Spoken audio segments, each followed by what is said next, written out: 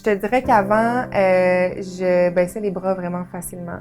Puis aujourd'hui, c'est pas une option. C'est plus une option, en fait. Je me sens un peu plus battante qu'avant, on va dire ça comme ça, là. Je me rappelle que j'ai tout le temps été une personne anxieuse, vraiment beaucoup. Puis même jeune, quand j'avais 11-12 ans, j'avais des pensées suicidaires. Puis en 2013, j'ai décidé d'aller consulter pour la première fois. En fait, là, j'en ai parlé un peu à mes parents de comment j'étais, comment que j'étais pas bien, en fait. Puis j'avais fait une crise de panique au travail, ça m'était jamais arrivé, une vraie crise de panique, là. J'avais plus de souffle, j'avais des plaques rouges, je pensais que j'allais comme mourir dans la salle de bain de, de mon travail. Puis après ça s'est enchaîné. C'est allé, j'ai creusé encore. À chaque fois que je pensais que j'étais dans le baril, il y avait un fond que je voyais pas. Puis j'ai été hospitalisée 3 fois. Les 3 fois, une année, une après l'autre.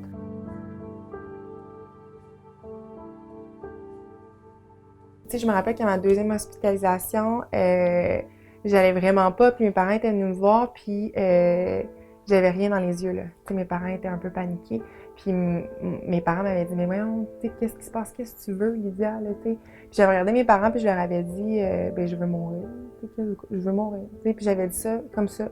Puis avant de partir, mon père, il était rentré dans ma chambre d'hôpital, puis il a pris mon visage dans ses mains, il a collé son front sur mon front, puis il m'a dit « J'ai encore besoin de toi. Tu peux pas me faire ça. » Puis à un moment donné, les psychiatres, les psychologues se sont rencontrés, ils m'ont demandé « Est-ce que tu connais le trouble de la personnalité limite? Est-ce que tu sais c'est quoi? » Et là, j'ai eu un choc parce que pour moi, j'ai juste connu quelque chose de mauvais par rapport à ce trouble-là. Là, tu sais, je jugeais beaucoup ça. L'état d'esprit que j'avais à ce moment-là, c'était de la détresse profonde. Là. C'était... il n'y a rien à faire avec moi.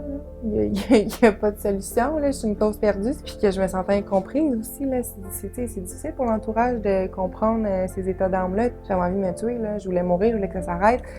Mais en fait, je voulais arrêter d'avoir mal. Là. C'était une souffrance profonde qui est indescriptible. Là. C'est... Tu sais, dans le fond, ton corps, il est là, tu te déplaces, mais il n'y a plus rien. Là. C'est...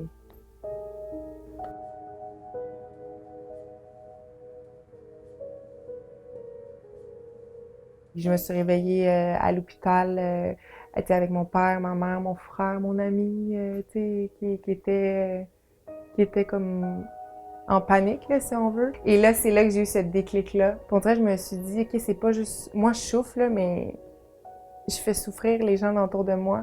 Puis j'étais tannée de ça. Fait que, on dirait que là, je me suis dit, si la vie m'envoie un signe, on va faire ce qu'il faut. Là. Faut que je fasse des changements pour aller mieux. Parce que c'est pas vrai que je vais vivre comme ça toute ma vie. Là. Mon frère m'a accompagnée à appeler au centre. Puis quand je l'ai fait, dans le fond, c'est de le faire. Une fois que tu le fais, tu vois c'est quoi. Puis après ça, tu le gardes dans ta petite boîte à outils, là, tu le gardes dans tes favoris, le numéro. Puis les intervenants au bout du fil, ils sont là pour calmer la crise. Ou eux, ils vont juste te mobiliser. T'sais, moi, je me rappelle, j'avais appelé à un moment donné, puis ils m'avaient dit OK, vas-y, gars, va chercher tes trucs de peinture, installe-toi. Puis tu sais, il était là, j'étais pas capable de me mobiliser, donc la personne était là au bout du fil, elle m'a mobilisée, elle m'a aidée, puis quand j'ai raccroché, ma peinture était prête, puis je suis partie dans ma peinture, puis mon idée que j'avais avant, elle est comme passée. Fait que tu sais, ces gens-là sont vraiment là pour nous aider, puis c'est juste de faire un petit pas qu'on doit faire, parce que là, maintenant, aujourd'hui, j'hésiterais pas à prendre le téléphone puis à appeler, là.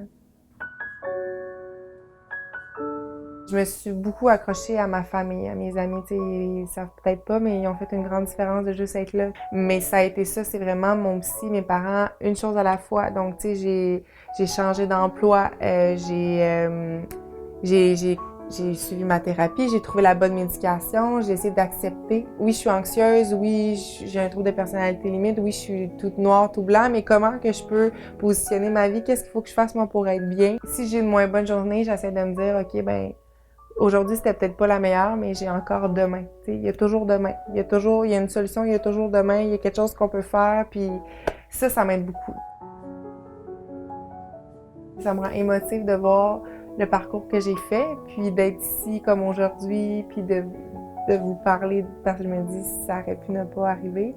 j'aurais pu être encore pas bien ou j'aurais pu ne pas être là pour le faire. Puis je me rends compte que c'est vraiment une solution permanente à un problème temporaire de mettre fin à sa vie. C'est pas la solution.